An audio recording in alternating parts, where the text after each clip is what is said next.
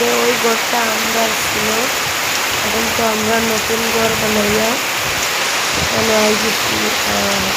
এই ঘরটা শ্বশুর শাশুড়ি আর দুইজন ব্যবহার থাকতেন। আর এদিকে দেখো আমার গার্ডেনের অবস্থা খুবই খারাপ, বৃষ্টিতে একদম ছিন্ন বিচ্ছিন্ন হয়ে গেছে, পুরা আর কি নষ্টর ভাব। তো এদিকে দেখতে পারছেন আমি আজকে ভাবছি সিমের বীজ লাগাবো। তো সিমের বীজগুলো আর কি এখনো বাছা হয়নি, মনে হয় এখানে 2 কেজির মতো হইব। সব আমি আর কি রাখি দিছি একটা কন্টেনারে ভরিয়া। ভাবছি পরে যখন লাগাইমু তখন বাছিয়া বাছিয়া লাগাইমু, আর যতটা বাকি রইব অতটা রান্না করিয়া খাইলেইমু, রান্না করিয়া। আর এখানে দেখতে পাত্রানি এই লাল লাল বিচিগুলা আর কি, ওই যে নিচে লাল লাল বীজ, ওইগুলা আমি আগরতলা থেকে সিম নিয়ে এনে লাগিয়েছিলাম। আর ওই বীজগুলা আমার শাশুড়ি দিয়েছে। আর আমার অনেক বীজ আছে, তারপরেও অনেক ধরনের সিম লাগাতে ইচ্ছে করে, তাই সব ধরনের বীজ আর কি নিয়ে আসলাম।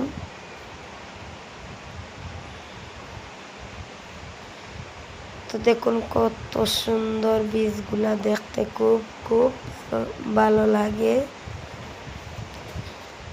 বাজার থেকে কিনে এনে একটা প্যাকেট লাগিয়েছিলাম, ওইটাতে আর কি 50 টাকা দিয়ে, আপনারা তো ভিডিওতে দেখেছ, 50 টাকা দিয়ে একটা প্যাকেট লইয়া আনছিলাম আর কি। ওই প্যাকেটে একটা বিচিও ফুটছে না, 50 টাকা আমার পানিতে ভাসিয়ে গেল। আর এখন ভাবছি যেহেতু আর কি গরুর গুণ হইছে না, তাই ভাবলাম আমি গরুর গুণ না, বাজারের গুণ যখন হইছে না তখন আমি ভাবলাম গরুর বীজগুলা লাগাইয়া দেখি, হইলে হইতে পারে। তো দেখো এখানে আর কি লাগানির মতো তখন। আর সবাইয়ের কাছে আমার একটা অনুরোধ, সবাই, আমি অসুস্থ অবস্থায় এত কষ্ট করিয়া ভিডিও বানাই, আপনাদের যদি একটুও ভালো লাগে থাকে তাহলে একটা লাইক দিয়ে ভিডিওটি কন্টিনিউ করবা। আর সবার কাছে একটাই অনুরোধ, আমার ভিডিওটি ফুল ওয়াচ করে দেখবা। তো আমি এদিকে সিমের বীজ লাগাচ্ছি আর কি। দেখো আমার সবজি বা সিম, শাকসবজি বা সিম লাগানোর কোনো আর কি কোনো চেষ্টা নাই, প্লাস কোনো আমার আর কি ইচ্ছেও নাই যে লাগাইতাম।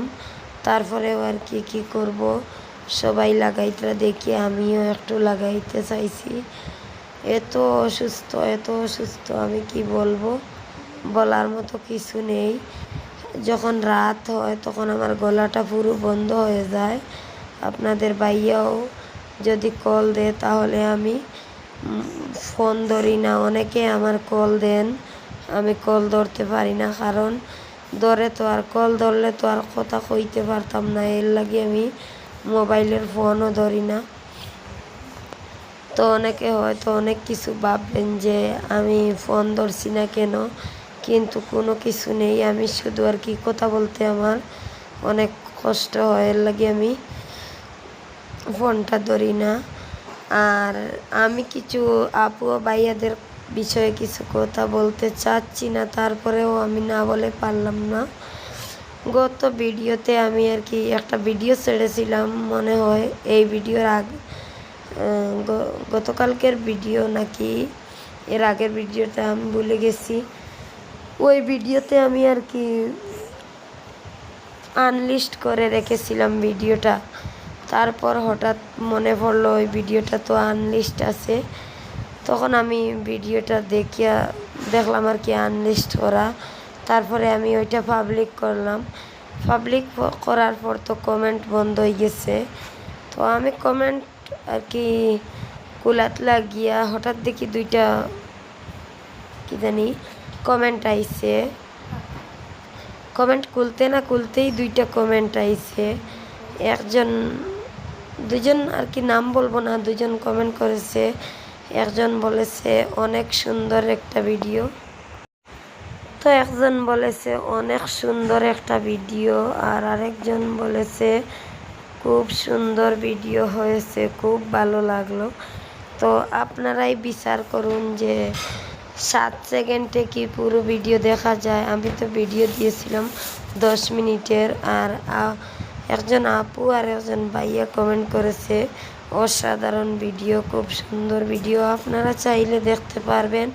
ওনারা কিন্তু সবার প্রথমে কমেন্ট করেছেন যে খুব সুন্দর হয়েছে ভিডিওটি।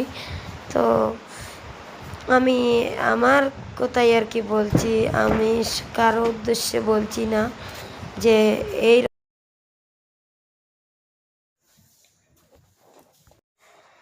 কারণ আমি যে জিনিসগুলা করব ওই জিনিসে যদি একজনের ক্ষতি হয় আমি এটা করব না। আমি যদি কারো ভিডিও দেখি, আর না হলেও 10 মিনিটের ভিডিও হলে 8 মিনিট দেখি। আমি যদিও নিজের চোখে না দেখি তাহলে চালিয়ে রাখি। অনেক সময় আমি তো আর ভিডিও দেখা সম্ভব হয় না, আমার অনেক কাজ, অনেক ব্যস্ততা, তাই ভিডিও চালিয়ে রাখলাম, পরে এসে কমেন্ট করলাম। এই জন্য আমি বেশি কমেন্ট করতে ভুলে যাই, কারণ ভিডিও তো শেষ হয়ে গেল, তারপর কমেন্ট করা হয়নি, এসে আবার অন্য কিছু দেখে নিলাম, তারপর আমি কমেন্ট করতে ভুলেই যাই, কিন্তু ফুল ওয়াচ করে দেখি।